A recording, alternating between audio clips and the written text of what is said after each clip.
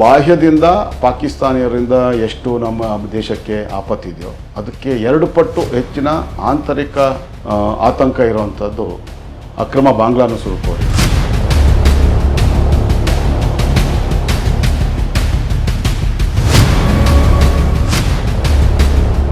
ಕರ್ನಾಟಕದಲ್ಲಿ ಕನಿಷ್ಠ 5 ರಿಂದ 6 ಲಕ್ಷ ಜನ ಅಕ್ರಮ ಬಾಂಗ್ಲಾ ನುಸುಳುಕೋರು ಕಡ್ಡಾಯವಾಗಿ ವಾಸ ಮಾಡ್ತಾ ಇರೋಂಥದ್ದಂತೂ 100ಕ್ಕೆ 100 ಅತ್ಯಂತ ಸ್ಪಷ್ಟವಾಗಿ ನಾನು ಹೇಳಬಲ್ಲೆ.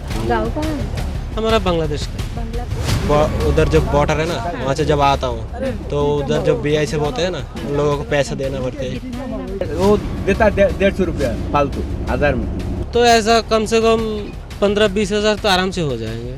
ಎಲ್ಲ ನಮಗೆ ಪ್ರತ್ಯಕ್ಷವಾಗಿ ಕಂಡು ಕೂಡ ಯಾತಕ್ಕೆ ಸ್ಥಳೀಯ ಪೊಲೀಸರು ಇದರ ಬಗ್ಗೆ ಕ್ರಮ ತಗೊತಾ ಇಲ್ಲ? ಅವ್ರ ಹತ್ರ ಇರ್ತಕ್ಕಂಥ ಪಡಿತರ ಚೀಟಿ ನಿಜವೋ ನಕಲಿಯೋ, ಇವರ ಆಧಾರ್ ಕಾರ್ಡ್ ನಿಜವೋ ನಕಲಿಯೋ, ಇವರ ಪಡಿತರ ಚೀಟಿ ಹೇಗೆ ಮಾಡಿಸ್ಕೊಂಡ್ರು, ಇದರ ಬಗ್ಗೆ ಯಾವುದೋ ತನಿಖೆ ಮಾಡ್ತೀರಾ?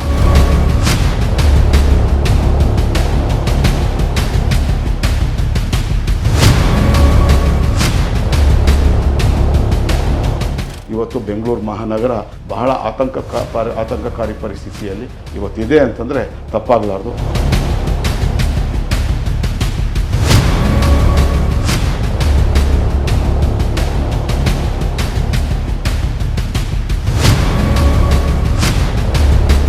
ಯಾವುದಾದ್ರೂ ಈ ಪ್ರದೇಶಗಳಲ್ಲಿ ಒಂದು ವಾರ್ಡು BCA ಮೀಸಲು ಆಗಿದ್ದೇ ಆದರೆ 100ಕ್ಕೆ 100 ಒಬ್ಬ ಬಾಂಗ್ಲಾ ನುಸುಳುಕೋರ BBMP ಸದಸ್ಯನಾಗಿ ಆಯ್ಕೆ ಬರ್ತಾನೆ, ಅದರಲ್ಲಿ ಯಾವುದೇ ಸಂಶಯ ಇಲ್ಲ.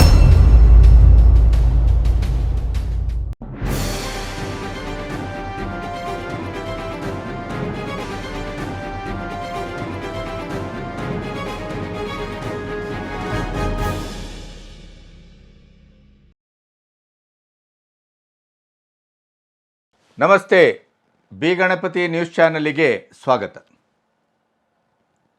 ಯಾವಾಗ ಪೆಹಲ್ಗಾಮಿನ ಘಟನೆ ನಡೆಯಿತೋ ಏಪ್ರಿಲ್ 22, ಆ ನಂತರದ ಒಟ್ಟು ರಾಜತಾಂತ್ರಿಕವಾದಂಥ ಪಾಕಿಸ್ತಾನ ಮತ್ತು ಭಾರತದ ಮಧ್ಯೆ ನಡೆದಂಥ ವ್ಯವಸ್ಥೆಯಲ್ಲಿ ಭಾರತ ಸರ್ಕಾರ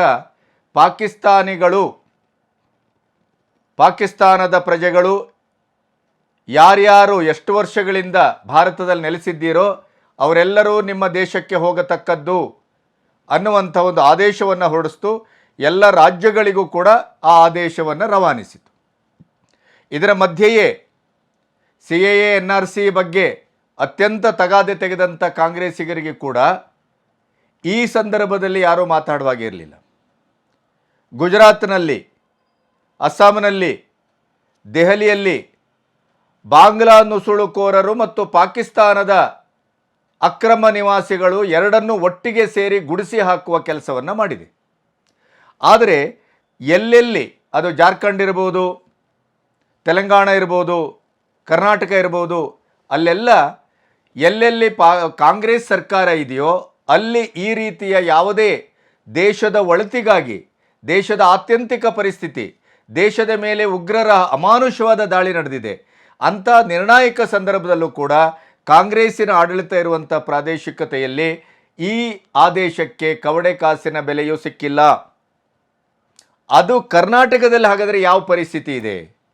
ಉದಾಹರಣೆಗಾಗಿ ನೀವು KR ಪುರಮ್ಮು, ಮಾರತಹಳ್ಳಿ, ಮಹದೇವಪುರಂ ಇಷ್ಟೇ ವ್ಯವಸ್ಥೆಯಲ್ಲಿ ಗಮನಿಸಿದರೆ ಹೆಚ್ಚು ಕಮ್ಮಿ 65,000ದಿಂದ ಲಕ್ಷಾಂತರ ಜನ ಅಧಿಕೃತವಾಗಿ ಇಲ್ಲಿಯ ರಾಜ್ಯ ಸರ್ಕಾರದ, ಕೇಂದ್ರ ಸರ್ಕಾರದ ಎಲ್ಲ ಸೌಲಭ್ಯಗಳನ್ನು ಬಳಸಿಕೊಂಡು ಬಾಂಗ್ಲಾ ನುಸುಳುಕೋರರು ಅಕ್ರಮವಾಗಿ ವಾಸಿಸಿದ್ದಾರೆ. ಅದೇ ನೀವು ಚಿಕ್ಕಮಗಳೂರು, ಕೊಡಗು ಅಥವಾ ಕರ್ನಾಟಕದಾದ್ಯಂತ ನೀವು ಗಮನಿಸಿದರೆ ಲಕ್ಷ ಜನಗಳು ಬಾಂಗ್ಲಾ ನುಸುಳುಕೋರಿದ್ದಾರೆ. ಇತ್ತೀಚೆಗೆ ನಿನ್ನೆ ಮೊನ್ನೆ ಇದೇ ಕೊಡಗಿನ ಭಾಗದಲ್ಲಿ ಆಸ್ಸಾಂ ಜನ ಅಂತ ಹೇಳ್ತಾರೆ, ಆದರೆ ಅವರು ಪಕ್ಕಾ ಬಾಂಗ್ಲಾ ನುಸುಳುಕೋರರು. ಸ್ಥಳೀಯ ಒಬ್ಬ ಅವರನ್ನು ಕರ್ಕೊಬರುವವನೋ ಅಲ್ಲಿಯ ಕಾಫಿ ತೋಟದ ಓನರೋ ಗೊತ್ತಿಲ್ಲ, ಸಾಮೂಹಿಕವಾಗಿ ಅವನ ಮೇಲೆ ದಾಳಿ ಮಾಡುವಂಥ ವ್ಯವಸ್ಥೆಯ ವಿಡಿಯೋ ಕೂಡ ಹೊರಗೆ ಬಂದಿದೆ. ಈ ಭೀಭತ್ಸವಾದಂಥ, ಭಯಾನಕವಾದಂಥ ಇವರು ಕಳ್ಳತನ, ಮೋಸ, ವಂಚನೆ, ಕೊಲೆ, ಸುಲಿಗೆ, ಆಮೇಲೆ ಸ್ಲೀಪರ್ ಸೆಲ್ಗಳಾಗಿ ಈ ರೀತಿ ಎಲ್ಲ ಕೆಲಸಗಳನ್ನು ಮಾಡ್ತಾ ಇದ್ದಾರೆ.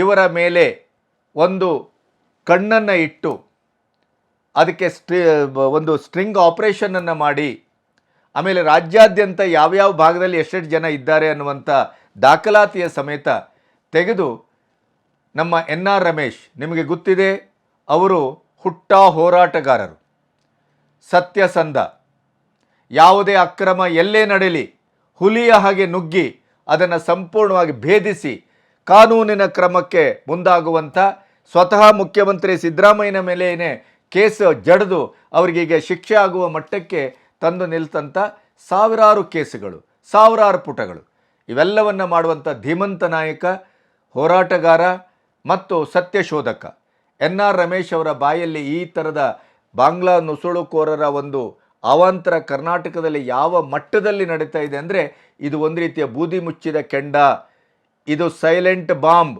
ಎಷ್ಟೊತ್ತಿಗೂ ಸಿಡಿಬಹುದು. ಕೇಳಿ, NR ರಮೇಶ್ ಅವರ ಬಾಯಿಯಿಂದಲೇ ಬಾಂಗ್ಲಾ ನುಸುಳುಕೋರರು ಕರ್ನಾಟಕದಲ್ಲಿ ಎಷ್ಟು ಅವ್ಯಾಹತವಾಗಿ ಬದುಕೊಂಡಿದ್ದಾರೆ, ಎಂಥ ಭಯಾನಕವಾದಂಥ ವಾಸ್ತವ ಮತ್ತು ಭವಿಷ್ಯಕ್ಕೆ ಅವರು ನಾಂದಿ ಹಾಡಲಿದ್ದಾರೆ. ಬನ್ನಿ ಅವರ ಮಾತಲ್ಲಿ ಕೇಳೋಣ.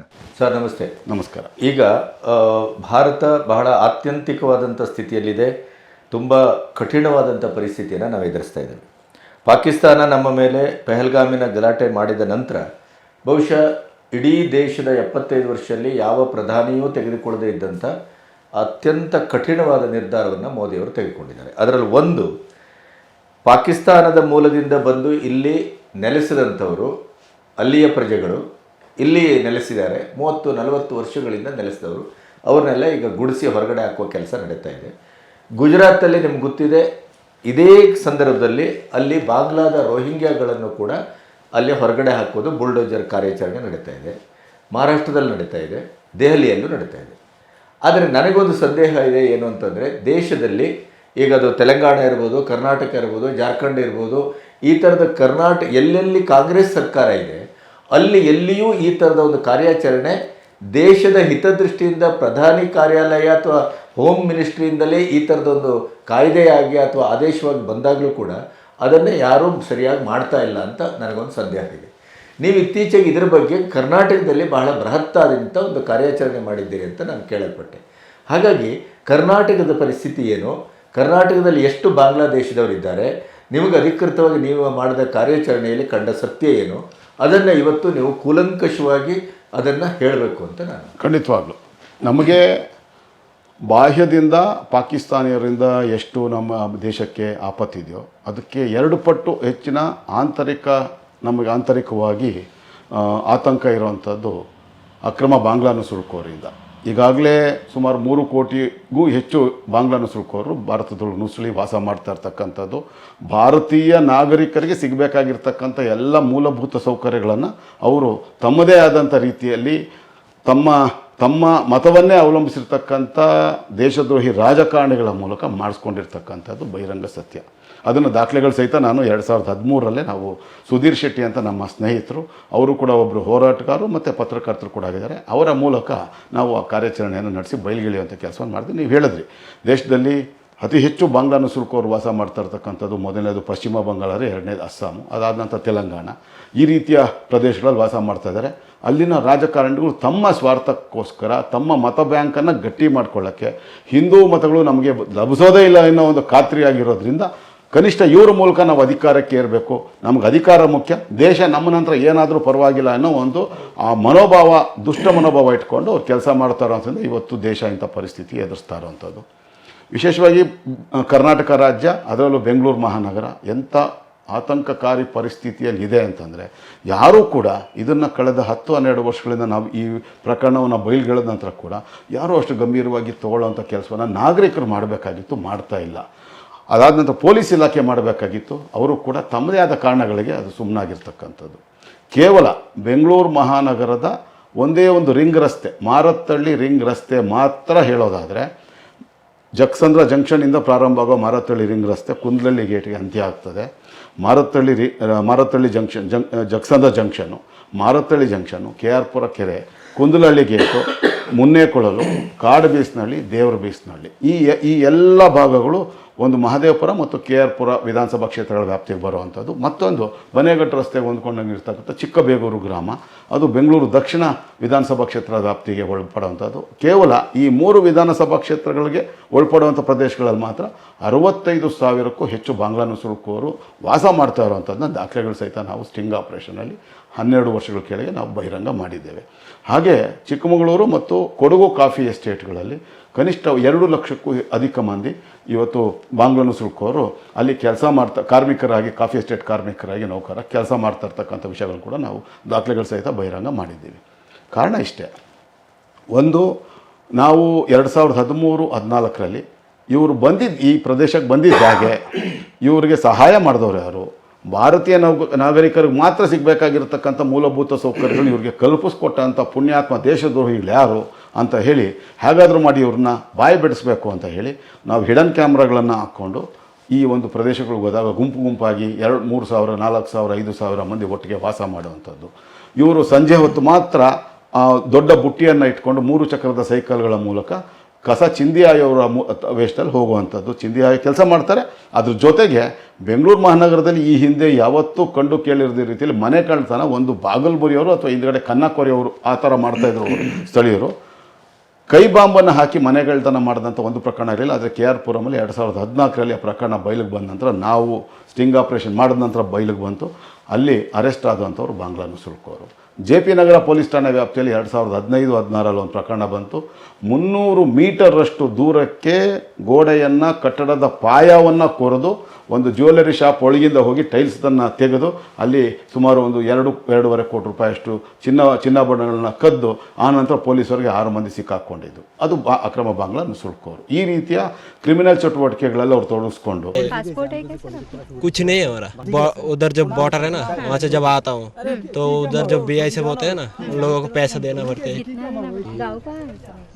हमारा बांग्लादेश का है। बांग्ला पे? हम इधर आया हूँ आज 6 साल हो गया। बांग्ला पे कहाँ है सर आपके लोग गाँव? हम लोग मोहलगंज में रहता हूँ, बागेरहाट जिला। वो है ना गाटे पैसा देते कौन गार्ड को? जी, कितना देते? वो 1,500, 2,000 बेचते। तो यहाँ का आइडेंटिटी कार्ड नहीं है क्या? नहीं, यह का नहीं है। तो यह का एक बंदा बोला था आपको सब बनवा के दे देंगे, तो आप इधर वोट डाल देंगे। ठीक है, वो सरकारी आदमी है, वो सरकारी नौकरी करता है। वो देता 150 रुपया फालतू 1000 में। ज़्यादा है, तो बांग्ला वाले ज़्यादा है। बंगला वाला ज़्यादा है। अच्छा, बेंगलोर पे कहाँ कहाँ रहते हैं सर बांग्ला वाले? बेंगलोर में जहाँ जहाँ ये बेलुंडूर है, इधर मालुआ है, तो इधर जाकसंद्रा है, ये आपका ये साजापुर, चिकनाल, मार्थली। कितने लोग हैं सर? तो ऐसा कम से कम 15-20 हज़ार तो आराम से हो जाएंगे। ಯಾವ ಮನೆ ಮುಂದೆ ಸಂಜೆ ಹೊತ್ತಿಗೆ ರೋಗ ಸಂದರ್ಭದಲ್ಲಿ ಬೆಳಗ್ಗಿನಿಂದ ಯಾವ ಮನೆಯಲ್ಲಿ ನ್ಯೂಸ್ ಪೇಪರ್ ತೊಗೊಂಡಿರಲ್ಲ, ಹಾಲಿನ ಪೊಟ್ಟಣಗಳನ್ನ ತೊಗೊಂಡಿರಲ್ಲ, ಅಂಥ ಮನೆಗಳನ್ನು ಟಾರ್ಗೆಟ್ ಮಾಡಿ ಅವರು ಕ್ರಿಮಿನಲ್ ಅಪರಾಧ ಚಟುವಟಿಕೆಗಳು ಭಾಗವಹಿಸುವಂಥದ್ದು ಈ ಥರ ಕೆಲಸಗಳನ್ನು ಮಾಡ್ತಾ ಇದ್ದಾರೆ. ಅದಲ್ಲದೆ ಇಂತಹ ಬಾಂಗ್ಲಾ ನುಸುಳುಕೋರರನ್ನು ಬೆಂಗಳೂರು ಪೂರ್ವ ಭಾಗದ ಬಹುತೇಕ ಎಲ್ಲ ಮಾಲ್ಸು, ಮಲ್ಟಿಪ್ಲೆಕ್ಸು, ಬೆಂಗಳೂರಿನಲ್ಲಿ ಸುಮಾರು 440 ಮಾಲ್ಸು ಮಲ್ಟಿಪ್ಲೆಕ್ಸ್ಗಳಿದೆ. 23,000 ದೊಡ್ಡ ಬೃಹತ್ತಾದಂಥ ವಸತಿ ಸಂಕೀರ್ಣಗಳಿದೆ. ಹಾಗೆ ಸುಮಾರು 5,000ಕ್ಕೂ ಹೆಚ್ಚು ವಾಣಿಜ್ಯ ಸಂಕೀರ್ಣಗಳು ಆ ಭಾಗದಲ್ಲಿ ಮಾತ್ರ ಇರತಕ್ಕಂಥದ್ದು. ಈ ಎಲ್ಲ ಕಟ್ಟಡಗಳಲ್ಲಿ ಕಾವಲುಗಾರರಾಗಿ ಭದ್ರತಾ ಸಿಬ್ಬಂದಿಯಾಗಿ ಕೆಲಸ ಮಾಡ್ತಿರ್ತಕ್ಕಂಥ ಇದೇ ಬಾಂಗ್ಲಾ ನುಸುಳುಕೋರು. ಬೇಕಾದ್ರೆ ನೀವು ಅವ್ರನ್ನ ಕೇಳಿ ತಿಳ್ಕೊಬೋದು. ಅವ್ರನ್ನೇ ಸೆಕ್ಯೂರಿಟಿ ವೇಷದಲ್ಲಿರ್ತಕ್ಕಂಥವ್ರೆ. ಯಾತಕ್ಕೆ ಅಂತ ಅವರೇ ಕಳ್ಳರು. ಇವು ಯಾತಕ್ಕೆ ಅಂತಂದರೆ ಲೇಬರ್ ಆ್ಯಕ್ಟ್ ಪ್ರಕಾರ ಮಿನಿಮಮ್ ವೇಜಸ್, ಲೇಬರ್ ಕಾಯ್ದೆ ಪ್ರಕಾರ ಮಿನಿಮಮ್ ವೇಜಸ್ ಆ್ಯಕ್ಟ್ ಏನು ಹೇಳುತ್ತೆ ಅಂತಂದರೆ ಇವತ್ತು 17,560 ರೂಪಾಯಿ ಕನಿಷ್ಠ ವೇತನ ಇರಬೇಕು ಅಂತೇಳಿ ಕನಿಷ್ಠ ವೇತನ ಕಾಯ್ದೆ ಹೇಳುವಂಥದ್ದು, ನಿಯಮಗಳು ಹೇಳುವಂಥದ್ದು. ಆದರೆ ಈ ಸ್ಥಳೀಯರನ್ನು ನೀವು ಕೆಲಸಕ್ಕೆ ತೊಗೊಂಡ್ರೆ 17,560 ರೂಪಾಯಿ ಕೊಡಬೇಕು ಅವರಿಗೆ. ಅದರ ಬದಲು ಈ ಅಕ್ರಮ ಬಾಂಗ್ಲಾ ನುಸುಳುಕೋರನ್ನ ತೊಗೊಂಡ್ರೆ 8,000 ರೂಪಾಯಿ, 9,000 ರೂಪಾಯಿ, 10,000 ರೂಪಾಯಿಗೆಲ್ಲ ಅವ್ರು ಕೆಲಸ ಮಾಡೋಕ್ಕೆ ತಯಾರಾಗಿರೋದ್ರಿಂದ ಪ್ರತಿಯೊಬ್ಬ ಕಾರ್ಮಿಕನಿಂದ ಕನಿಷ್ಠ 7,000-8,000 ರೂಪಾಯಿ ಉಳಿಯೋದ್ರಿಂದ ಇಂತಹ ದೇಶದ್ರೋಹದ ಕೆಲಸಗಳನ್ನು ಆ ಕಟ್ಟಡಗಳ ಮಾಲೀಕರು ಮತ್ತು ಏಜೆಂಟ್ಗಳು ಮಾಡ್ತಾ ಇರೋಂಥದ್ದು. बताए तुम क्या काम करते इधर? मैं ऑफिस में किस ऑफिस में? वो सिक्योरिटी। सिक्योरिटी हो? जी, अच्छा, वेरी नाइस। कितना तनख्वाह आता? वो 8,000। ओहो, ಕಾಫಿ ಎಸ್ಟೇಟ್ಗಳಲ್ಲಿ ದೊಡ್ಡ ಮಟ್ಟದ ಕಮಿಷನ್ ಸಿಗೋದ್ರಿಂದ ಮತ್ತು ಕಾಫಿ ಎಸ್ಟೇಟ್ಗಳ ಮಾಲೀಕರಿಗೆ ಪ್ರತಿ ತಿಂಗಳು 16 ಲಕ್ಷ ರೂಪಾಯಿ ಹಣ ಉಳಿತಾಯ ಆಗುತ್ತೆ ಅನ್ನೋ ಒಂದೇ ಒಂದು ದುರುದ್ದೇಶ ಇಟ್ಕೊಂಡು ಇಂಥ ದೇಶದ್ರೋಹದ ಕೆಲಸಗಳಿಗೆ ಕಾಫಿ ಎಸ್ಟೇಟ್ಗಳು ಮಾಲೀಕರು ಮಾಡ್ತಾ ಇರ್ತಕ್ಕಂಥದ್ದು. ಕರ್ನಾಟಕದಲ್ಲಿ ಕನಿಷ್ಠ 5 ರಿಂದ 6 ಲಕ್ಷ ಜನ ಅಕ್ರಮ ಬಾಂಗ್ಲಾನ ಸುಳ್ಕೋರು ಕಡ್ಡಾಯವಾಗಿ ವಾಸ ಮಾಡ್ತಾ ಇರೋಂಥದ್ದಂತೂ 100ಕ್ಕೆ 100 ಅತ್ಯಂತ ಸ್ಪಷ್ಟವಾಗಿ ನಾನು ಹೇಳಬಲ್ಲೆ.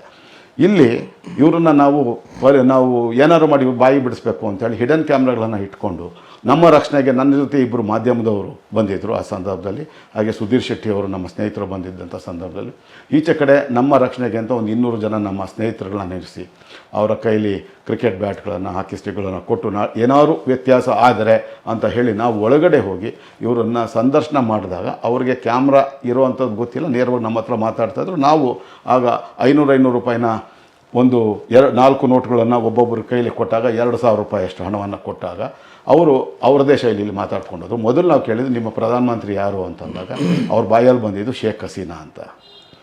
ಆಮೇಲೆ ನಿಮಗೆ ಯಾಕೆ ತಪ್ಪಿಸ್ಕೊಂಬಂದ್ರಿ ಅಂತಂದರೆ ಅವ್ರು ಹೇಳೋದು ಬಾರ್ಡರ್ ಸೆಕ್ಯೂರಿಟಿ ಫೋರ್ಸ್ಗಳ ಅಲ್ಲಿರ್ತಕ್ಕಂಥ ಕೆಲವೊಂದು ಭ್ರಷ್ಟರು ಒಂದಷ್ಟು ಪಾಯಿಂಟ್ಗಳಲ್ಲಿರ್ತಾರೆ, ಎಲ್ಲರೂ ಪ್ರಾಮಾಣಿಕರು ಅಂತ ಹೇಳೋಕ್ಕಾಗಲ್ಲ. ಸೇನೆಯಲ್ಲಿ ಕೂಡ ಒಂದಷ್ಟು ಜನ ಇದ್ದೇ ಇರ್ತಾರೆ ಹಣಕ್ಕೆ ಆಸೆ ಪಡುವಂಥವ್ರು. ಆ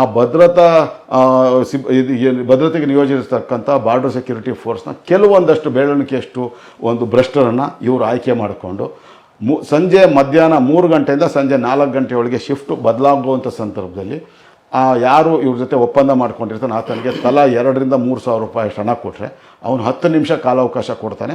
ಅಲ್ಲಿಂದ ಅವರು 10 ಕಿಲೋಮೀಟರ್ ಅಷ್ಟು ಪ್ರದೇಶ ದೂರದಕ್ಕೆ ನಮ್ಮ ಒಳ ಪ್ರದೇಶಕ್ಕೆ ಅವ್ನು ಓಡೋಗಿರಬೇಕು. ಅವನು ಯಾರ್ಯಾರು ಇರ್ತಾರೆ, ಒಂದು ಕುಟುಂಬ 4 ಜನ ಅಂತಾರೆ, ಅವನಿಗೆ 8 ರಿಂದ 10 ಸಾವಿರ ರೂಪಾಯಿ ಕೊಟ್ಟರೆ ಆ 4 ಜನ ಓಡೋದಕ್ಕೆ ಬಿಟ್ಟಿರ್ತಾನೆ.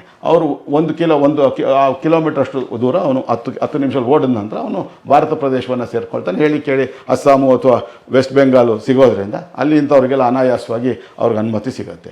ಅದಾದಮೇಲೆ ಅವರು ಬೇರೆ ಬೇರೆ ಪ್ರದೇಶಗಳನ್ನು ಆಯ್ಕೆ ಮಾಡಿಕೊಂಡು ಅವರ ಗುರಿ ಮುಂದೆ ಇನ್ನೊಂದು 15-20 ವರ್ಷದ ನಂತರ ಈ ದೇಶ ಏನಾಗಬೇಕು ಅಂತ ಏನು ಈಗಾಗಲೇ ಅವರು ಈ ಮುಸಲ್ಮಾನರು ತೀರ್ಮಾನ ಮಾಡಿದ್ದಾರೆ.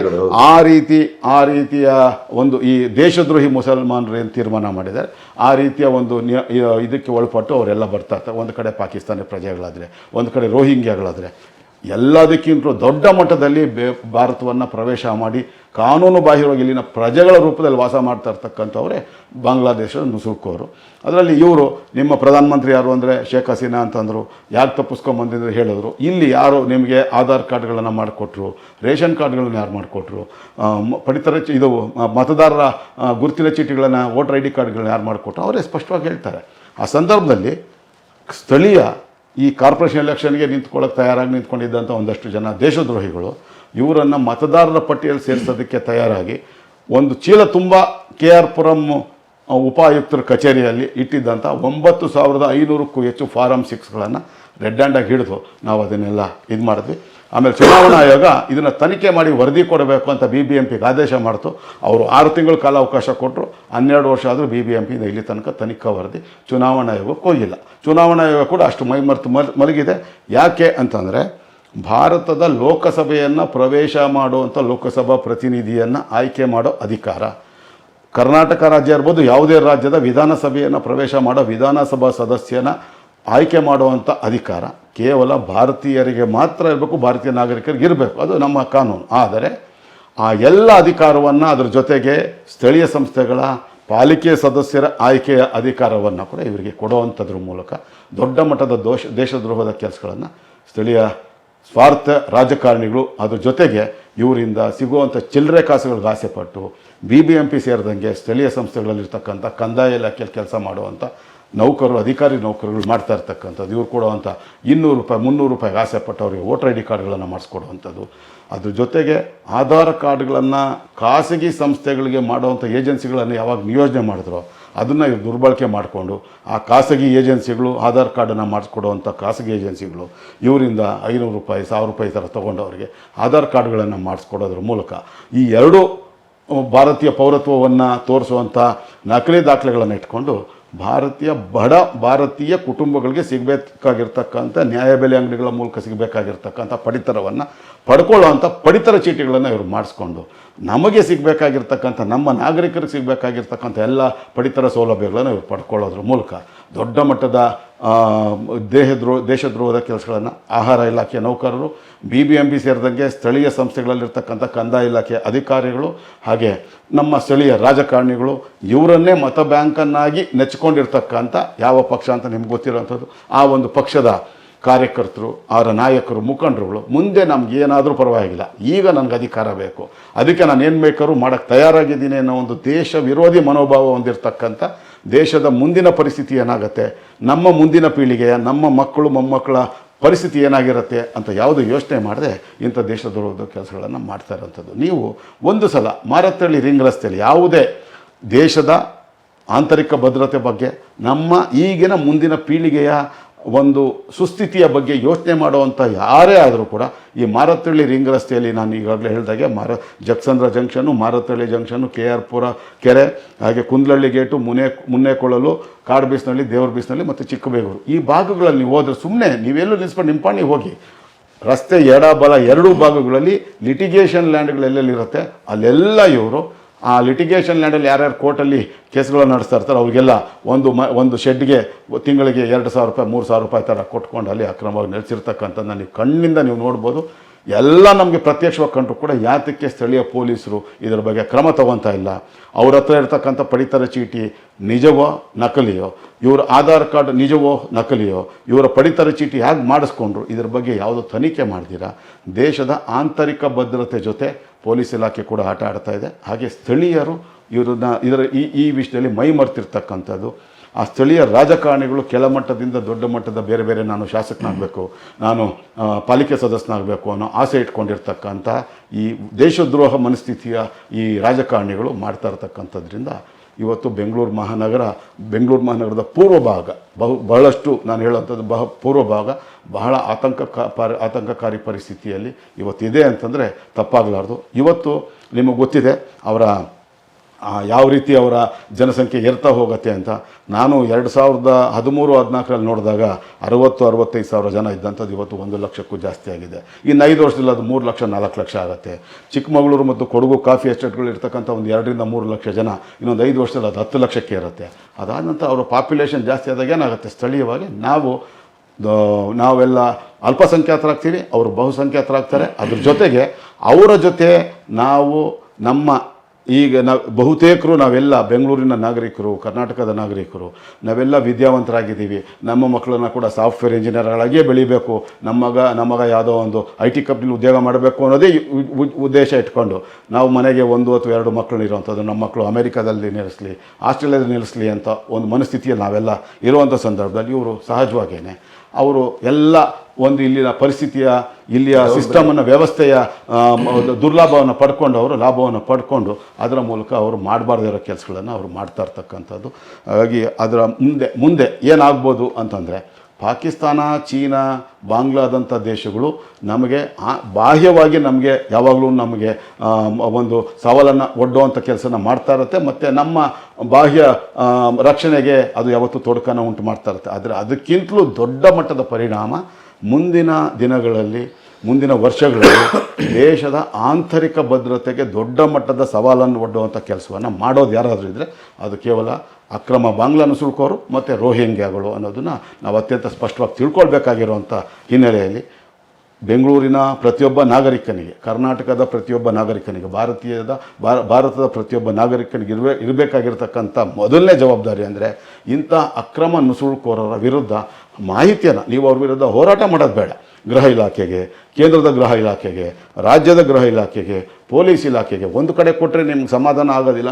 ಕೇಂದ್ರದ ಗೃಹ ಇಲಾಖೆಗೂ ಸೇರಿದಾಗ ಎಲ್ಲರಿಗೂ ನೀವು ಅಂಚೆ ಮೂಲಕ, ಸಾಮಾಜಿಕ ಜಾಲತಾಣಗಳ ಮೂಲಕ ಅದನ್ನು ದಾಖಲೆಗಳು ಸಹಿತ ಅವರಿಗೆ ರವಾನಿಸುವಂಥ ಕೆಲಸ ಮಾಡಿದ್ರೆ ನಾವು ಇದನ್ನು ಮುಂದಿನ ದಿನಗಳಲ್ಲಿ ತಡೆಗಟ್ಬೋದು. ಆದರೂ ಕೂಡ ಕರ್ನಾಟಕ ಸರ್ಕಾರಕ್ಕೆ ನಾನು ಮನವಿ ಮಾಡಿಕೊಳ್ಳುವಂಥದ್ದು, ನಿಮ್ಮ ರಾಜಕೀಯ ಲಾಭದ ಯೋಚನೆಗಳನ್ನು ಬಿಟ್ಟು ಈ ದೇಶದ, ಈ ನಾಡಿನ, ಈ ನಗರದ ಮುಂದಿನ ರಕ್ಷಣೆಯ ಬಗ್ಗೆ ಯೋಚನೆ ಮಾಡಿ ಆ ರಕ್ಷಣೆಗೆ ಸವಾಲನ್ನು ಒಡ್ಡುವಂಥ, ನಮ್ಮ ಆಂತರಿಕ ಭದ್ರತೆಗೆ ಮುಂದೆ ದೊಡ್ಡ ಮಟ್ಟದ ಸವಾಲನ್ನು ಒಡ್ಡುವಂಥ ಈ ಎಲ್ಲ ಬಾಂಗ್ಲಾ ನುಸುಳುಕೋರರನ್ನು ಹೊರಗಡೆ ದಬ್ಬುವಂಥ ಕೆಲಸಕ್ಕೆ, ಅವರ ವಿರುದ್ಧ ಇದು ಪ್ರಕರಣಗಳನ್ನು ದಾಖಲು ಮಾಡಿ ಅವರ ಮಾತೃ ದೇಶಗಳಿಗೆ ಅವ್ರನ್ನ ವಾಪಸ್ ಕಳಿಸುವಂಥ ಕೆಲಸಕ್ಕೆ, ಅದರ ಜೊತೆಗೆ ಇವರೆಲ್ಲರ ವಿರುದ್ಧ ಇವ್ರಿಗೆಲ್ಲರಿಗೂ ಈ ರೀತಿಯ ಭಾರತೀಯ ನಿಜವಾದ ನಾಗರಿಕರಿಗೆ ಸಿಗಬೇಕಾಗಿರ್ತಕ್ಕಂಥ ಮೂಲಭೂತ ಸೌಕರ್ಯಗಳನ್ನು ಒದಗಿಸ್ಕೊಟ್ಟಿರ್ತಕ್ಕಂಥ, ಅವರಿಗೆ ಆಧಾರ್ ಕಾರ್ಡ್ಗಳನ್ನು ಮಾಡಿಕೊಟ್ಟಿರ್ತಕ್ಕಂಥ, ಅವರಿಗೆ ಪಡಿತರ ಚೀಟಿಗಳನ್ನು ಮಾಡಿಕೊಂಡಿರ್ತಕ್ಕಂಥ, ಮತ್ತು ಅವರಿಗೆ ಮತದಾರರ ಗುರುತಿನ ಚೀಟಿಗಳನ್ನು ಮಾಡಿಕೊಟ್ಟಿರ್ತಕ್ಕಂಥ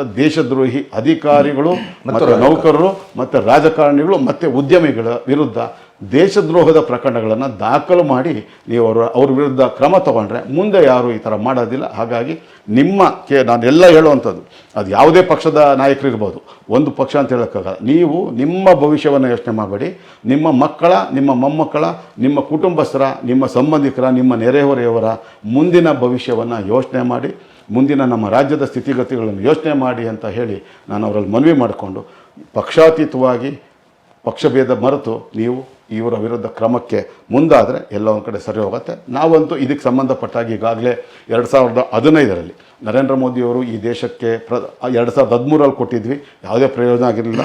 2015ರಲ್ಲಿ 2014ರಲ್ಲಿ ನರೇಂದ್ರ ಮೋದಿಯವರು ಪ್ರಧಾನಮಂತ್ರಿ ಆದ ನಂತರ ನರೇಂದ್ರ ಮೋದಿಯವರಿಗೆ ಮತ್ತು ಅಮಿತ್ ಶಾ ಅವರ ಇಲಾಖೆಗಳಿಗೆ ನಾವು ದಾಖಲೆಗಳು ಸಹಿತ ಈ ಒಂದು ವಿಡಿಯೋಗಳನ್ನು ಎಲ್ಲ ಚಿತ್ರೀಕರಿಸಿ CD-ಗಳಲ್ಲಿ ಪೆನ್ಡ್ರೈವ್ಗಳಲ್ಲಿ ಕಳಿಸಿದ ನಂತರ 3,000ದಷ್ಟು ಈ ಅಕ್ರಮ ಬಾಂಗ್ಲಾ ನುಸುಳುಕೋರನ್ನ 2015ರಲ್ಲಿ ಅವರೆಲ್ಲ ದಾಖಲೆಗಳನ್ನ ಪರಿಶೀಲನೆ ಮಾಡಿ ಬಾಂಗ್ಲಾದೇಶಕ್ಕೆ ಕಳಿಸಲಾಯಿತು. ಅದು ಹೊರತುಪಡಿಸಿದ್ರೆ ಅದಾದ ನಂತರ ಇಲ್ಲಿ ತನಕ ಯಾವುದೇ ಕ್ರಮಗಳನ್ನು ಈ ಸ್ಥಳೀಯ ಪೊಲೀಸ್ ಅಧಿಕಾರಿಗಳು, ಸ್ಥಳೀಯ ಗೃಹ ಇಲಾಖೆ, ಸ್ಥಳೀಯ ರಾಜಕಾರಣಿಗಳು, ಸ್ಥಳೀಯ ಜನಪ್ರತಿನಿಧಿಗಳು, ಸ್ಥಳೀಯ ಉದ್ಯಮಿಗಳು, ಸ್ಥಳೀಯ ನಾಗರಿಕರು ಮಾಡದೇ ಇರೋದರಿಂದ ನೋಡಿದಾಗ ನಿಜಕ್ಕೂ ಆತಂಕಕಾರಿ ಆಗುತ್ತೆ. ಇಂಥ ಒಂದು ಪರಿಸ್ಥಿತಿಯಲ್ಲಿ ಈಗಾಗಲೇ ಪಾಕಿಸ್ತಾನ ಆಡ್ತಾ ಇರೋಂಥ ರೀತಿ ನಾವು ನೋಡ್ತಾ ಇದ್ದೀವಿ. ಮುಂದೊಂದು ದಿನ ಇವರ ಬಾಂಗ್ಲಾ ನುಸುಳುಕೋರ ಸಂಖ್ಯೆ ಕರ್ನಾಟಕದಲ್ಲಿ ಜಾಸ್ತಿ ಆದಾಗ ಏನಾಗ್ಬೋದು ಅಂದರೆ ನಮ್ಮ ಕಲ್ಪನೆಗೂ ಮೀರಿದಂಥ ಸ್ಥಿತಿಯಲ್ಲಿರ್ತಾರೆ. 100ಕ್ಕೆ 100 ನಮ್ಮ ಮಕ್ಕಳು, ನಮ್ಮ ಮೊಮ್ಮಕ್ಕಳು, ಅಂದರೆ ನಮ್ಮ ಮುಂದಿನ ಪೀಳಿಗೆ ಯಾವುದೇ ಕಾರಣಕ್ಕೂ ಸುರಕ್ಷಿತವಾದಂಥ ಸ್ಥಳದಲ್ಲಿ ಇರೋದಿಲ್ಲ, ಸುರಕ್ಷಿತವಾದಂಥ ಒಂದು ಜೀವನವನ್ನು ನಡೆಸಲಿಕ್ಕೆ ಸಾಧ್ಯ ಇಲ್ಲ ಅನ್ನೋದು ಅತ್ಯಂತ ಸ್ಪಷ್ಟವಾಗಿ ನಾನು ಹೇಳೋಕ್ಕೆ ಇಷ್ಟಪಡ್ತೀನಿ. ಹಿಂದೆ BJP ಗೌರ್ಮೆಂಟ್ ಇದ್ದಾಗ ಏನು ಮಾಡಿತ್ತು? ಅವಾಗಲೂ ಕೂಡ ಅದೇ ನಾನು ಹೇಳಿದೆ, ಸ್ಥಳೀಯವಾಗಿ ಇಲ್ಲ, ಅವಾಗಲೂ ಕೂಡ ಏನೂ ಕೆಲಸ ಆಗಿಲ್ಲ. ಅದನ್ನು ನಾವು ಹಲವಾರು ಬಾರಿ ಮನವಿ ಮಾಡ್ಕೊಂಡಿದ್ದೀವಿ. ಆದರೆ ನಮಗೆ ಖುಷಿಯಾಗಿದ್ದೇನೆಂದರೆ 2015 ಕೇಂದ್ರ ಗೃಹ ಇಲಾಖೆ ಇದರ ವಿರುದ್ಧ ಕ್ರಮ ತಗೊಂಡು ನಮ್ಮನ್ನು ಸಂಪರ್ಕ ಮಾಡಿ ನಾವು ಕೊಟ್ಟಂಥ ದಾಖಲೆಗಳನ್ನು ಪರಿಶೀಲನೆ ಮಾಡಿ 3,000ದಷ್ಟು ಜನರನ್ನು ಅವರು ಒಳಗಡೆ ಕೆಲಸ ಅಂತದಾಯಿತು. ಆದರೆ ಇಲ್ಲಿ ಸ್ಥಳೀಯವಾಗಿ ಅವರಿಗೆ ಗುರುತಿನ ಚೀಟಿ ಮಾಡಿಕೊಟ್ಟವ್ರು ಯಾರು, ಆಧಾರ್ ಕಾರ್ಡ್ಗಳನ್ನು ಮಾಡಿಕೊಟ್ಟ ಏಜೆನ್ಸಿಗಳು ಯಾವುದು, ಮತ್ತು ಇವರಿಗೆ ಪಡಿತರ ಚೀಟಿಗಳನ್ನು ಮಾಡಿಕೊಟ್ಟಿರ್ತಕ್ಕಂಥ ಪುಣ್ಯಾತ್ಮ ಆರೋಗ್ಯ ಇಲಾಖೆ ನೌಕರರು ಯಾರು, ಇಂಥ ಎಲ್ಲ ದೇಶದ್ರೋಹಿಗಳು ಯಾರು ಅನ್ನೋದು ತಿಳ್ಕೊಳ್ಳೋಂಥ ಕೆಲಸ ದೇಶದ ಮಟ್ಟದಲ್ಲ, ಆ ಸ್ಥಳೀಯ ಮಟ್ಟದಲ್ಲಿ ಆಗಬೇಕು. ಅದನ್ನು ರಾಜ್ಯ ಗೃಹ ಇಲಾಖೆ, ಸ್ಥಳೀಯ ಪೊಲೀಸ್ ಇಲಾಖೆಗಳು ಮಾಡಬೇಕು. ಆದರೆ ಇವತ್ತು ನಿಮಗೆಲ್ಲ ಗೊತ್ತಿದೆ ಪೊಲೀಸ್ ಇಲಾಖೆಗಳು ಏನಾಗಿದೆ ಅಂತ. ನಾವು ತುಂಬ ಗೌರವ ಕೊಡುವಂಥದ್ದು. ಯಾಕೆಂದರೆ ಇವತ್ತು NR ರಮೇಶ್ ಅನ್ನೋ ಒಬ್ಬ ವ್ಯಕ್ತಿ ಏನಾದ್ರು ಉಳ್ಕೊಂಡಿದ್ದಾನೆ ಅಂದರೆ ಅದಕ್ಕೆ ಎರಡೇ ಕಾರಣ, ಒಂದು ಪೊಲೀಸ್ ಇಲಾಖೆ, ಇನ್ನೊಂದು ಮಾಧ್ಯಮ. ಎರಡರಿಂದನೇ ಇವತ್ತು ನಾನು ಜೀವಂತವಾಗಿರುವಂಥದ್ದು. ಎಲ್ಲ ನನ್ನ ಬೇರೆ ಬೇರೆ ಯತ್ನಗಳು ನಡೆದಾಗಲೂ ಕೂಡ ಅದೆಲ್ಲ ವಿಫಲವಾಗಿದೆ ಅಂದರೆ ಅದಕ್ಕೆ ನೇರವಾಗಿ ಪೊಲೀಸ್ ಇಲಾಖೆ. ಹಾಗಾಗಿ ನಾನು ಪೊಲೀಸ್ ಇಲಾಖೆ ಬಗ್ಗೆ ಯಾವತ್ತೂ ಹೇಳಲ್ಲ. ಆದರೆ ಎಲ್ಲ ಇಲಾಖೆಗಳಲ್ಲೂ ನಿಷ್ಠಾವಂತರು ಇರ್ತಾರೆ, ಹಾಗೆ ಭ್ರಷ್ಟರು ಇರ್ತಾರೆ. ಅಂತಹ ಒಂದು ಭ್ರಷ್ಟ ಮನಸ್ಥಿತಿಯ ಅಧಿಕಾರಿಗಳು ಇವ್ರ ವಿರುದ್ಧ ಕ್ರಮ ತಗೊಳ್ಳೋಕ್ಕೆ ಹಿಂದೇಟಾಕುವಂಥದ್ದು. ಮತ್ತು ಇನ್ನೊಂದಷ್ಟು ಇದರಲ್ಲಿ ಕೈಗಳು ಅವ್ರನ್ನ ರಾಜಕಾರಣದಲ್ಲಿ ಸುಭದ್ರ ಸ್ಥಾನದಲ್ಲಿರ್ತಕ್ಕಂಥವ್ರು ಇವರ ಕೈಗಳನ್ನು, ಪೊಲೀಸ್ ಇಲಾಖೆ ಕೈಗಳನ್ನು ಕಟ್ಟಾಕೋ ಅಂಥ ಸ್ಥಿತಿ ಇರೋದರಿಂದ ಅದು ಸಹಜವಾಗಿ ಇವ್ರ ವಿರುದ್ಧ ಕ್ರಮ ತಗೊಳ್ಳೋಕ್ಕಾಗ್ತಾಯಿಲ್ಲ. ಆದರೆ ಅಂತಿಮವಾಗಿ ಪೊಲೀಸ್ ಇಲಾಖೆಯವರಾಗಿರ್ಬೋದು, ರಾಜಕಾರಣಿಗಳಾಗಿರ್ಬೋದು, ಅಥವಾ ಎಲ್ಲದಕ್ಕಿಂತ ಪ್ರಮುಖವಾಗಿ ಸ್ಥಳೀಯ ನಾಗರಿಕರು ಮುಂದಿನ ನಮ್ಮ ನಗರದ ಸ್ಥಿತಿಯನ್ನು ಅರ್ಥ ಮಾಡಿಕೊಂಡು ನಾವು ಯಾವ ಮಟ್ಟಕ್ಕೆ ಹೋಗ್ತೀವಿ, ನಮ್ಮ ಮಕ್ಕಳ ಜೀವನ ಎಷ್ಟು ಕೆಳಮಟ್ಟಕ್ಕೆ ಹೋಗುತ್ತೆ, ಎಷ್ಟು ದುಸ್ಥಿತಿಯಲ್ಲಿರುತ್ತೆ ಅನ್ನೋದನ್ನು ಈಗಲೇ ಅರ್ಥ ಮಾಡಿಕೊಂಡು ಇಂಥವ್ರ ವಿರುದ್ಧ ಕ್ರಮ ತಗೋಬೇಕು. ನಾಗರಿಕರು ವಿಶೇಷವಾಗಿ ಮತ್ತೊಮ್ಮೆ ನಾನು ಕೇಳ್ಕೊಳ್ಳೋವಂಥದ್ದು, ಇಂಥವರ ಮಾಹಿತಿಗಳನ್ನು ಚಿತ್ರೀಕರಣ ಮಾಡಿ, ಯಾರಿಗೂ ಗೊತ್ತಾಗ್ದಂಗೆ ಫೋಟೋಗಳನ್ನು ತೆಗೆದು ವಿಡಿಯೋಗಳನ್ನು ಮಾಡಿ ಸಾಮಾಜಿಕ ಜಾಲತಾಣಗಳು ಹಾಕ್ತೀರಾ, ನಿಮ್ಗೆ ಗೊತ್ತಾಗುತ್ತೆ ಅನ್ನೋದಾದರೆ ಬೇಡ. ಗೌಪ್ಯವಾಗಿ ನೀವು ಕೇಂದ್ರ ಗೃಹ ಇಲಾಖೆಗೆ ಪತ್ರಗಳನ್ನು ಬರೆದು ದಾಖಲೆಗಳು ಸಹಿತ ಅದರ ವಿಳಾಸ ಸಮೇತ, ಇವತ್ತೇನು ಗೂಗಲ್ ಫೋಟೋಸ್ ನಾವು ತೆಗೆದ ತಕ್ಷಣ ಬರುತ್ತೆ, GPS ಚಿತ್ರಗಳು ಬರುತ್ತೆ, ಅದನ್ನು ತೆಗೆದು ನೀವು ಕಳಿಸೋದ್ರ ಮೂಲಕ ಈ ದೇಶ ಪ್ರೇಮದ ಕೆಲಸವನ್ನು ಮಾಡಬೇಕು. ಆ ಮೂಲಕ ಈ ಎಲ್ಲ ಅಕ್ರಮ ಬಾಂಗ್ಲಾ ನುಸುಳುಕೋರು ಅವರ ತಿರುಗಿ ಮತ್ತೆ ಅವರ ದೇಶಕ್ಕೆ ಹೋಗಂಗಾಗಬೇಕು. ನಾಳೆ ನಮ್ಮ ಭಾಗ, ನಮ್ಮ ಪ್ರದೇಶ, ನಮ್ಮ ರಾಜ್ಯ, ನಮ್ಮ ನಗರ ಸುರಕ್ಷಿತವಾಗಿರಬೇಕು ಅಂತಂದರೆ ನೀವು ಈ ಕೆಲಸಗಳನ್ನು ಮಾಡಬೇಕು ಅಂತೇಳಿ ನಾಗರಿಕರಲ್ಲಿ ಮನವಿ ಮಾಡ್ಕೊಳ್ತೀನಿ. ಮತ್ತೊಮ್ಮೆ ನಾನು ಇದಕ್ಕೆ ಸಂಬಂಧಪಟ್ಟಾಗೆ ನಿನ್ನೆ ದಿವಸ ರಾಜ್ಯದ ಗೃಹ ಸಚಿವರಿಗೆ ಮತ್ತು ಪೊಲೀಸ್ ಮಹಾನಿರ್ದೇಶಕರಿಗೆ ದಾಖಲೆಗಳು ಸಹಿತ ನಾನು ಪತ್ರವನ್ನು ಬರೆದು ದೂರನ್ನು ನೀಡಿದ್ದೇನೆ, ಇವ್ರ ವಿರುದ್ಧ ಕ್ರಮ ತಗೊಳ್ಳಿ ಅಂತ. ಸೋಮವಾರ ದಿವಸ ಪ್ರಧಾನಮಂತ್ರಿಗಳ ಕಾರ್ಯಾಲಯಕ್ಕೆ ಹಾಗೆ ಗೃಹ ಸಚಿವರ ಕಾರ್ಯಾಲಯಕ್ಕೆ ಕೂಡ ಇದರ ಮಾಹಿತಿಯನ್ನು ಮತ್ತೊಮ್ಮೆ ಕಳಿಸ್ಕೊಡೋಂಥ ಕೆಲಸವನ್ನು ಮಾಡ್ತಾ ಇದ್ದೀನಿ. ಯಾತಕ್ಕೆ ಅಂದರೆ ಇದು ಸರಿಯಾದಂಥ ಸಮಯ. ಹೇಗಿದ್ದರೂ ಇವಾಗ ಪಾಕಿಸ್ತಾನ ಕಾಲು ಕೆರ್ಕೊಂಡು ತನ್ನ ಪಾಕಿಸ್ತಾನ ಅಂತ ಏನು ಕರಿತೀವಿ, ತನ್ನ ಪಾಪದ ಕೆಲಸಗಳನ್ನು ಮುಂದೆ ಮಾಡ್ಕೊಂಡು ಬರ್ತಾ ಇದೆ. ಇದೇ ಸಂದರ್ಭದಲ್ಲಿ ಇವರನ್ನು ಕೂಡ ಹೊರಗಾಕೋದಕ್ಕೆ ಹೇಳಿದಂಥ ಸರಿಯಾದ ಸಮಯ ಅಂತ ಇದು ನಾನು ಅಂದ್ಕೊಂಡಿದ್ದೀನಿ. ಈ ಸಮಯದಲ್ಲೇ ಇಂಥ ನುಸುಳುಕೋರನ್ನ ಗುರುತು ಮಾಡಿ ಪತ್ತೆ ಹಚ್ಚಿ ಅವ್ರನ್ನೆಲ್ಲ ಅವರು ಮಾತೃದೇಶಕ್ಕೆ ವಾಪಸ್ ಕಳಿಸ್ಬೇಕು ಅಂತ ನಾನು ಮನವಿ ಮಾಡ್ಕೊಳ್ಳೋನಿದ್ದೇನೆ. ಒಂದು ಆಶ್ಚರ್ಯ ಅಂತಂದರೆ, ಬೆಂಗಳೂರು ಮಹಾನಗರದಲ್ಲಿ 15 ಜನ ಬಾಂಗ್ಲಾ ನುಸುಳುಕೋರಿದ್ರು, ಅವ್ರ ವಿರುದ್ಧ ಕ್ರಮ ತೊಗೊಂಡಿದ್ದೀವಿ ಅಂತ ಯಾವುದೋ ಪತ್ರಿಕೆಯಲ್ಲಿ ನೋಡಿದೆ. ಆಶ್ಚರ್ಯ ಆಯಿತು, ಒಂದು ನಗು ಬಂತು. ಗುಂಪಾಗಿ ಸಾವಿರ ಸಂಖ್ಯೆಯಲ್ಲಿ ಈ ರಸ್ತೆನಲ್ಲೇ ವಾಸ ಮಾಡ್ತಾ ಇದ್ದಾರೆ. ಇದು ಯಾಕೆ ನಮ್ಮ ಗೃಹ ಇಲಾಖೆಗೆ, ನಮ್ಮ ಪೊಲೀಸ್ ಇಲಾಖೆಗೆ, ನಮ್ಮ ಸ್ಥಳೀಯ ಜನಪ್ರತಿನಿಧಿಗಳಿಗೆ, ರಾಜಕಾರಣಿಗಳಿಗೆ ಯಾಕೆ ಕಂಡು ಬಂದಿಲ್ಲ, ಅಥವಾ ನಾಗರಿಕರು ಯಾಕೆ ಸುಮ್ಮನೆ ಇದ್ದಾರೆ ಈ ವಿಷಯದಲ್ಲಿ ಅನ್ನೋದೇ ನನಗೆ ಅತ್ಯಂತ ಆಶ್ಚರ್ಯವಾಗಿರ್ತಕ್ಕಂಥದ್ದು. ಯಾರು ಮಾಡಲಿ ಬಿಡಲಿ, ನೀವು ಮುಂದೆ ಬಂದಿದ್ದೀರಾ. ನಾನಂತೂ ಇಂಥದ್ರ ವಿರುದ್ಧ ಹೋರಾಟ ಮಾಡ್ತಾನೇ ಇದ್ದೀನಿ. ಇದರ ಮಾಹಿತಿಯನ್ನು ಕೂಡ ಕೇಂದ್ರ ಸರ್ಕಾರದ ಗೃಹ ಇಲಾಖೆ ಮತ್ತು ಪ್ರಧಾನಮಂತ್ರಿ ಕಾರ್ಯಾಲಯ ಕೂಡ ತಿಳಿಸುವಂಥ ಕೆಲಸವನ್ನು ಮಾಡುವಂಥ ಕೆಲಸ ಮಾಡ್ತೀವಿ. ಹಾಗೆ ನ್ಯಾಯಾಲಯ ಕೂಡ ನಾನು ನಿಮಗೆ 2015ರಲ್ಲಿ ಇದಕ್ಕೆ ಸಂಬಂಧಪಟ್ಟಾಗೆ ಒಂದಷ್ಟು 4-5 ಮಂದಿ ವಿರುದ್ಧ ದೇಶದ್ರೋಹದ ಪ್ರಕರಣವನ್ನು ದಾಖಲು ಮಾಡಿದ್ದೀನಿ. ಆದರೆ ನಮ್ಮಲ್ಲಿರ್ತಕ್ಕಂಥ ಕಾನೂನಿನ ಅಡೆತಡೆಗಳಲ್ಲಿ ಸಣ್ಣ ಪುಟ್ಟ ಲೂಪೋಲ್ಗಳನ್ನು ಬಳಸ್ಕೊಂಡು ಪ್ರಕರಣ 1 ವರ್ಷದಲ್ಲಿ 2 ವರ್ಷದಲ್ಲಿ ಮುಗಿಬೇಕಾಗಿರ್ತಕ್ಕಂಥ ಪ್ರಕರಣಗಳು 7-8 ವರ್ಷ 9 ವರ್ಷ ಅದು ಇನ್ನೂ ನಡ್ಕೊಂಡು ಬರ್ತಾ ಇದೆ. ಆದರೆ ನಮ್ಮ ನ್ಯಾಯಾಲಯದಲ್ಲಿ ನಮ್ಮ ಕಾನೂನು ತುಂಬ ಗಟ್ಟಿಯಾಗಿರೋದ್ರಿಂದ ನಂಬಿಕೆ ಇದೆ. ಕಾನೂನು ಹೋರಾಟ ಯಾವತ್ತು ಸುದೀರ್ಘವಾಗಿರುತ್ತೆ. ಅಂತಿಮವಾಗಿ ಇಂಥವರ ವಿರುದ್ಧ ನಾನೇನು ಪ್ರಕರಣ ದಾಖಲು ಮಾಡಿ ಅದರಲ್ಲಿ ನನಗೆ ಜಯ ಸಿಗುತ್ತೆ ಅಂತ ನಾನು ಅತ್ಯಂತ ಸ್ಪಷ್ಟವಾಗಿ ಭಾವಿಸಿದ್ದೇನೆ. ಈಗ ಕರ್ನಾಟಕದ ಅಂತಲ್ಲ, ಇಡೀ ದೇಶದಲ್ಲಿ ಎಲ್ಲ ರಾಜ್ಯಗಳಿಗೂ ಕೇಂದ್ರ ಸರ್ಕಾರವೇ ಆದೇಶ ಮಾಡಿದೆ, ನೀವು ಅಕ್ರಮ ನುಸುಳುಕೋರರನ್ನು ಪತ್ತೆ ಹಚ್ಚಿ ಹೊರಗಡೆ ಹಾಕಬೇಕು ಅಂತ. ಯಾಕೆಂದರೆ ಇದು ಯುದ್ಧದ ಸಂದರ್ಭ ಮತ್ತು ಇವತ್ತು ನಿರ್ಣಾಯಕ ಸಂದರ್ಭ. ಅಂಥದ್ರಲ್ಲೂ ಇಲ್ಲಿ ಸಿದ್ದರಾಮಯ್ಯನ ಸರ್ಕಾರ ಅದಕ್ಕೆ ಕೇರ್ ಮಾಡ್ತಾ ಇಲ್ಲ ಅಂತ ಹೇಳ್ತೀರಾ? ಹೌದು, ಮಮತಾ ಬ್ಯಾನರ್ಜಿಯವ್ರ ಸರ್ಕಾರ ಇರ್ಬೋದು, ಪಿಣರಾಯಿ ವಿಜಯನ್ ಸರ್ಕಾರ ಇರ್ಬೋದು, ರೇವಂತ್ ರೆಡ್ಡಿ ಸರ್ಕಾರ ಇರ್ಬೋದು, ಸಿದ್ದರಾಮಯ್ಯನವ್ರ ಸರ್ಕಾರ ಇರ್ಬೋದು, ಯಾಕೆ ಕ್ರಮ ತೊಗೊಳ್ಳೋದು? ಯಾಕೆ ಅಂತಂದರೆ ಅವರೆಲ್ಲ ಯಾರು ಇವಾಗ ಸದ್ಯಕ್ಕೆ ಯಾವ ಪಕ್ಷದ ಮತದಾರರು ಅದನ್ನು ನಾವು ಅರ್ಥ ಮಾಡ್ಕೋಬೇಕು. ಈಗ ಒಂದು ಸಿದ್ದರಾಮಯ್ಯನವರಿಗೆ ಯಾಕೆ BBMP ಚುನಾವಣೆ ನಡೆಸೋದಕ್ಕೆ ಮೀನಾಮೇಷ ಎಣಿಸ್ಕೊಂಡು ಗ್ರೇಟರ್ ಬೆಂಗಳೂರು ಅಥಾರಿಟಿ ಅನ್ನೋದು ಸುಮ್ಮನೆ ಚುನಾವಣೆ ಮುಂದೂಡೋಕ್ಕೆ ನೆಪ ಇಟ್ಕೊಂಡು ಜಾರಿಗೆ ತಂದಿದ್ದಾರೆ ಅಂತಂದರೆ, ಅವರೇ ನಡೆಸಿದಂಥ ಸರ್ವೆನಲ್ಲಿ ಬೆಂಗಳೂರಲ್ಲಿ 30ರಿಂದ 40 ಸ್ಥಾನ ಕೂಡ ಗೆಲ್ಲಲ್ಲ ಅಂತ. ಅದ್ರ ಜೊತೆಗೆ SDPಯ ಒಂದು ಪತ್ರಿಕಾ ಹೇಳಿಕೆಯನ್ನು ಬಿಡುಗಡೆ ಮಾಡ್ತು. BBMP ಚುನಾವಣೆ ನಡೆದಿದೆ ಆದರೆ 225 ವಾರ್ಡ್ಗೆ ಚುನಾವಣೆ ನಡೆದರೆ ನಾವು 60ರಿಂದ 70 ವಾರ್ಡ್ಗಳಲ್ಲಿ ನಾವು ಸ್ವತಂತ್ರ ಸ್ಪರ್ಧೆ ಮಾಡ್ತೀವಿ ಅಂತ. ಯಾವಾಗ SDP ಸ್ಪರ್ಧೆ ಮಾಡುತ್ತೆ ಆವಾಗ ಈ ಮತದಾರರು ಯಾರೂ ಕೂಡ ಕಾಂಗ್ರೆಸ್ಗೆ ಹಾಕಲ್ಲ. ಅವ್ರು ಕನಸು ಕಾಣೋದು ಬೇಡ, 100ಕ್ಕೆ 100 SDP ಮತದಾರರು ಆಗ್ತಾರೆ. ಅಲ್ಲಿಗೆ ಇದಾಗುತ್ತೆ. ಇನ್ನೊಂದು ದುರಂತ ನಾನು ನಿಮ್ಗೆ ಹೇಳಲೇಬೇಕಾಗಿರ್ತಕ್ಕಂಥ ಸತ್ಯ ಮರ್ತೋಗ್ಬಿಟ್ಟಿದೆ. ಇವತ್ತು ಈ ರಸ್ತೆಯಲ್ಲಿ ನಾನೇನು ಹೇಳಿದೆ ಈಗಾಗಲೇ, ಮಾರತಳ್ಳಿ ಜಂಕ್ಷನ್, KR ಕೆರೆ ಮತ್ತು ಮುನ್ನೆಕೊಳಲು, ಕಾಡುಬೀಸ್ನಳ್ಳಿ, ದೇವ್ರಬೀಸ್ನಳ್ಳಿ ಮತ್ತು ಕುಂದ್ಲಳ್ಳಿ ಗೇಟು, ಈ ಭಾಗದಲ್ಲಿ ಸ್ಥಳೀಯ ಸಂಸ್ಥೆ BBMP ಚುನಾವಣೆ, ಇದೆಲ್ಲ BBMP ವ್ಯಾಪ್ತಿಗೆ ಬರೋದು. ಚುನಾವಣೆ ನಡೆದಿದೆ ಚಿಕ್ಕಬೇಗೂರು, ಇಲ್ಲಿ ಚುನಾವಣೆ ನಡೆದಿದ್ದೆ ಆದರೆ 100ಕ್ಕೆ 100 ಈ ಯಾವುದಾದ್ರೂ ಈ ಪ್ರದೇಶಗಳಲ್ಲಿ ಒಂದು ವಾರ್ಡು BCA ಮೀಸಲು ಆಗಿದ್ದೇ ಆದರೆ 100ಕ್ಕೆ 100 ಒಬ್ಬ ಬಾಂಗ್ಲಾ ನುಸುಳುಕೋರ BBMP ಸದಸ್ಯನಾಗಿ ಆಯ್ಕೆ ಬರ್ತಾನೆ. ಅದರಲ್ಲಿ ಯಾವುದೇ ಸಂಶಯ ಇಲ್ಲ. ಅಷ್ಟು ಜನಸಂಖ್ಯೆ ಅವ್ರದ್ದಿದೆ. ಈಗಾಗಲೇ ವೆಸ್ಟ್ ಬೆಂಗಾಲ್ನಲ್ಲಿ 2-3 ಸಂಸದರು, 7-8 ಜನ ಶಾಸಕರು ಬಾಂಗ್ಲಾ ನುಸುಳುಕೋರ ಆಯ್ಕೆಯಾಗಿ ಬಂದಿರತಕ್ಕಂಥ ದುರಂತ ನಾವು ನೋಡ್ತಾ ಇದ್ದೀವಿ. ಅಂಥದ್ದೇ ದುರಂತ ಬೆಂಗಳೂರು ಮಹಾನಗರದಲ್ಲಿ ಕೂಡ ನಡೆಯುತ್ತೆ, ಯಾವುದೇ ಸಂದೇಹ ಇಲ್ಲ. ಯಾವುದೇ ನಾಗರಿಕರು ಬೆಂಗಳೂರು ನಾನು ಹೇಳಿದಂಥ ಪ್ರದೇಶಗಳಲ್ಲಿ ಖುದ್ದಾಗಿ ಹೋಗಿ ಸಮಯ ಇದ್ದಾಗ ರಜಾ ಇರೋ ಸಂದರ್ಭದಲ್ಲಿ ಸುಮ್ಮನೆ ಹಳೆ ರಸ್ತೆನಲ್ಲಿ ವಿಮಾನ ನಿಲ್ದಾಣದ HAL ಏರ್ಪೋರ್ಟ್ ರೋಡಲ್ಲಿ ಈ ರೋಡಲ್ಲಿ ಹೋದರೆ, ಮಾರತಳ್ಳಿ ರಿಂಗ್ ರೋಡಲ್ಲಿ ಹೋದರೆ, ಆ ಕಡೆ ನಿಧಾನಕ್ಕೆ ಅವ್ರ ವಾಹನ ಚಲಾಯಿಸ್ಕೊಂಡು ನೋಡ್ಕೊಂಡು ಹೋದರೆ ಇವರು ಎಷ್ಟು ಸಂಖ್ಯೆಯಲ್ಲಿದ್ದಾರೆ, ಎಷ್ಟು ಪ್ರಮಾಣದಲ್ಲಿದ್ದಾರೆ ಅನ್ನೋ ಒಂದು ಕಠೋರವಾದಂಥ ಸತ್ಯ ಅವರಿಗೆ ದರ್ಶನ ಆಗುತ್ತೆ. ಆ ಮೂಲಕ ಎಲ್ಲ ನಾಗರಿಕರು ಮತ್ತೊಮ್ಮೆ ನಾನು ನಿಮ್ಮ ವಾಹಿನಿ ಮೂಲಕ ಮನವಿ ಮಾಡ್ಕೊಳ್ಳೋದು, ಇದರ ವಿರುದ್ಧ ಈಗಲೇ ಎಚ್ಚರ ಆಗಬೇಕು. ನೀವು ಇದಕ್ಕೆ ಸಂಬಂಧಪಟ್ಟ ನೀವು ಯಾರ ವಿರುದ್ಧನೂ ಹೋರಾಟ ಮಾಡೋದು ಬೇಡ. ನೀವು ಕೋಲು ಬಡಿಗೆ ಹಿಡ್ಕೊಂಡು ಯಾರ ಜೊತೆನೂ ಹೊಡೆದಾಟ ಮಾಡಬೇಕಾಗಿಲ್ಲ. ನೀವು ಮಾಡಬೇಕಾಗಿರೋವಂಥದ್ದು ಅಲ್ಲ, ಚಿತ್ರಗಳನ್ನು ತೆಗೆದು ಅದನ್ನು ಕೇಂದ್ರದ ಗೃಹ ಇಲಾಖೆ ಮತ್ತು ಪ್ರಧಾನಮಂತ್ರಿಗಳ ಕಾರ್ಯಾಲಯಕ್ಕೆ ಕಳಿಸ್ಬೇಕು. ಸಿದ್ದರಾಮಯ್ಯನವ್ರ ಸರ್ಕಾರಕ್ಕೆ ಕಳಿಸಿದ್ರೆ ಏನೂ ಪ್ರಯೋಜನ ಇಲ್ಲ. ಅವರಿಂಥ ಮತದಾರನ ಕಳ್ಕೊಳ್ಳೋಕ್ಕೆ ಅವರು ಸಿದ್ಧರಾಗಿಲ್ಲ. ಆದರೆ ಅವ್ರಿಗೇನು ಬೇಕಾಗಿರೋದು ಅಂತಿಮವಾಗಿ ಅವರಿಗೆ ಯಾಗಾದರೂ ಸರಿ ಒಟ್ಟಿನಲ್ಲಿ ನನಗೆ ಅಧಿಕಾರ ನನ್ನ ಕೈಲಿರಬೇಕು ಅನ್ನೋದು ಅವ್ರಿಗೆ ಅದೊಂದೇ ಉದ್ದೇಶ ಇರೋದ್ರಿಂದ ಅವ್ರು ಮಾಡ್ತಾರೆ ಅನ್ನೋದು ಇಲ್ಲ.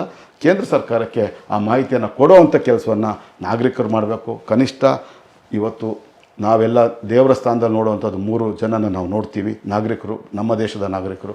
ಒಂದು ನಮ್ಮ ಸೈನಿಕರು, ಎರಡನೇದು ವೈದ್ಯರು, ಮೂರನೇದು ನಮ್ಮನ್ನು 24 ಗಂಟೆ ರಜೆ ಇಲ್ದಿರೋ ಕೆಲಸ ಮಾಡೋಂಥ ಪೊಲೀಸ್ ಇಲಾಖೆಯವರು. ಆ ಪೊಲೀಸ್ ಇಲಾಖೆಯವರು ಎಲ್ಲ ಪ್ರಭಾವಗಳನ್ನು, ಯಾವುದೇ ಪ್ರಭಾವಗಳಿಗೆ ಮಣಿದೆ, ಯಾವುದೇ ಒತ್ತಡಗಳಿಗೆ ಮಣಿದೆ, ಇಂಥವ್ರ ವಿರುದ್ಧ ಕ್ರಮ ತಗೊಳ್ಬೇಕು. ಅಂಥ ಕ್ರಮಕ್ಕೆ ನಮ್ಮ ಕಟ್ಟುನಿಟ್ಟಿನ ಅಧಿಕಾರಿ ಅಂತ ಅನಿಸ್ಕೊಂಡಿರ್ತಕ್ಕಂಥ ದಯಾನಂದ್ ಅವರು ಮುಂದಾಗ್ತಾರೆ ಅಂತ ಹೇಳಿ, ಪೊಲೀಸ್ ಆಯುಕ್ತರಾಗಿರ್ತಕ್ಕಂಥ ದಯಾನಂದ್ ಅವರು ಮುಂದಾಗ್ತಾರೆ ಅನ್ನೋ ಭರವಸೆ ನನಗಿದೆ.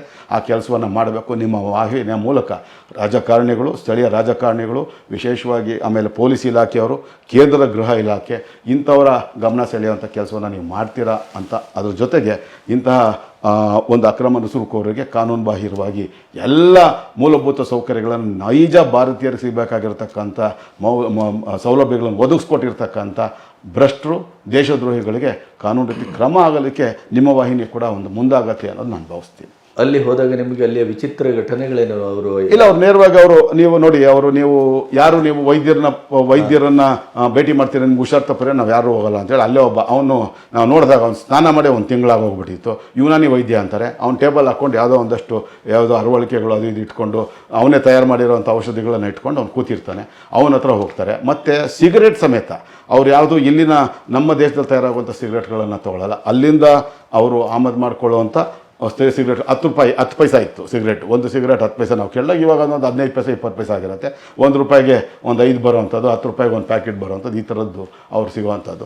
ಆ ಥರ ಸಿಗರೇಟ್ಗಳನ್ನೇ ಅವ್ರು ಬಳಸುವಂಥದ್ದು. ಬಹುತೇಕ ಅವರ ಆಹಾರ ಪದ್ಧತಿ ಕೂಡ ನಮಗೆ ವಿಭಿನ್ನವಾಗಿರ್ತಕ್ಕಂಥದ್ದು. ಹಾಗಾಗಿ ಪಡಿತರ ಚೀಟಿ ಸಿಕ್ಕಿರೋದ್ರಿಂದ ಅವರಿಗೆಲ್ಲ ಸುಲಭವಾಗಿ ರೇಷನ್ ಸಿಗ್ತಾ ಇದೆ. ಇದರಲ್ಲಿ ಬಹಳಷ್ಟು ಜನಕ್ಕೆ ನನ್ನ ಒಂದು ಅಂದಾಜಿನ ಪ್ರಕಾರ, ನಾನು ಅಂದ್ಕೊಂಡಿದ್ದೆ ನಿಜ ಆಯಿತು ಅಂದರೆ, ಇದರಲ್ಲಿ ಕನಿಷ್ಠ ಏನಿಲ್ಲ ಅಂದರೆ ಒಂದು 3-4 ಸಾವಿರ ಕುಟುಂಬಗಳಿಗೆ ಸಿದ್ದರಾಮಯ್ಯನವರ ಸರ್ಕಾರದ ಗ್ಯಾರಂಟಿ ಯೋಜನೆಗಳು ಫಲಾನುಭವಿಗಳು ಕೂಡ ಆಗಿದ್ದಾರೆ. ಅದರಲ್ಲಿ ಯಾವುದೇ ಸಂದೇಹ ಇಲ್ಲ ಅಂತ ಅತ್ಯಂತ ಸ್ಪಷ್ಟವಾಗಿ ಹೇಳಕ್ಕೆ ಇಷ್ಟಪಡ್ತೀನಿ. ವೀಕ್ಷಕರೇ, ಇಲ್ಲಿಯವರೆಗೆ ಅಕ್ರಮ ನುಸುಳುಕೋರರು ಬಾಂಗ್ಲಾದವರು ಬೆಂಗಳೂರಿನಲ್ಲಿ ಇಷ್ಟು ಮಟ್ಟದಲ್ಲಿ ಇದ್ದಾರೆ ಅನ್ನುವಂಥ ಒಂದು ಪರಿಕಲ್ಪನೆ ನಿಮಗಿದೆ ಅಂತ ನಾನು ಭಾವಿಸೋದಿಲ್ಲ. ಅದು ರಾಜ್ಯಾದ್ಯಂತ ಬೇರೆ ಬೇರೆ ಕಡೆಗಿದ್ದಾರೆ, ಅಥವಾ ಬೇರೆ ಕಡೆಗಿದ್ದಾರೆ, ನಾವು ಸೇಫ್ ಆಗಿದ್ದೇವೆ ಅನ್ನುವಂಥ ಭಾವನೆಯಲ್ಲೇ ಎಷ್ಟೋ ಜನ ಇದ್ದರು. ಆದರೆ ನೆನಪಿಡಿ, ಇತ್ತೀಚಿನ ದಿನಗಳಲ್ಲಿ ಕೊಲೆ, ಸುಲಿಗೆ, ಅತ್ಯಾಚಾರ ಮತ್ತು ಕಳ್ಳತನ ಎಲ್ಲವೂ ಹೊಸ ಹೊಸ ರೀತಿಯಲ್ಲಿ ಆಗ್ತಾ ಇರೋದನ್ನು, ಮಾಹಿತಿಗಳನ್ನು ನೀವು ಮಾಧ್ಯಮದಲ್ಲಿ, ಪೇಪರ್ನಲ್ಲಿ ಅಥವಾ ಸೋಷಿಯಲ್ ಮೀಡಿಯಾದಲ್ಲಿ ಗಮನಿಸ್ತಾ ಇದ್ದೀರಿ. ಬೀಭತ್ಸವಾದಂಥ ರೀತಿಯಲ್ಲಿ ನಡೀತಾ ಇದೆ. ಇದೆಲ್ಲದರ ಹಿಂದೆ ಯಾವ ಒಂದು ವ್ಯವಸ್ಥೆ ಕೆಲಸ ಮಾಡ್ತಾ ಇದೆ ಅಂತಂದರೆ, ಪ್ರಾಯಶಃ ಇದೇ ಬಾಂಗ್ಲಾ ನುಸುಳುಕೋರರು ಇಲ್ಲಿ ಅದರ ಹಿಂದೆ ಇದ್ದಾರೆ ಅನ್ನೋದನ್ನು ರಮೇಶ್ ಅವರು ಭಾಳ ನಿರ್ಭಯವಾಗಿ, ನಿರ್ದಿಷ್ಟವಾಗಿ ಅವರ ತನಿಖೆಯ ಮೂಲಕ ಅದನ್ನು ಹೇಳಿದ್ದಾರೆ. ಹಾಗಾಗಿ ನಮ್ಮ ಕಣ್ಣಿಗೆ ಬಂದಾಗ ನಾವು ಅದನ್ನು ಕೇಂದ್ರ ಸರ್ಕಾರಕ್ಕೆ ತಿಳಿಸುವ ಕೆಲಸವನ್ನು ನಾವು ಒಂದು ಕಾವಲು ಭಟರಾಗಿ ಮಾಡಬೇಕು ಅಂತ ಅವರ ಮಾತನ್ನು ಅನುಸರಿಸಬೇಕು ಅಂತ ಹೇಳ್ತಾ ಈ ಕಾರ್ಯಕ್ರಮವನ್ನು ಮುಗಿಸ್ತಾ ಇದ್ದೇನೆ. ನಮಸ್ತೆ. ನಮಸ್ಕಾರ.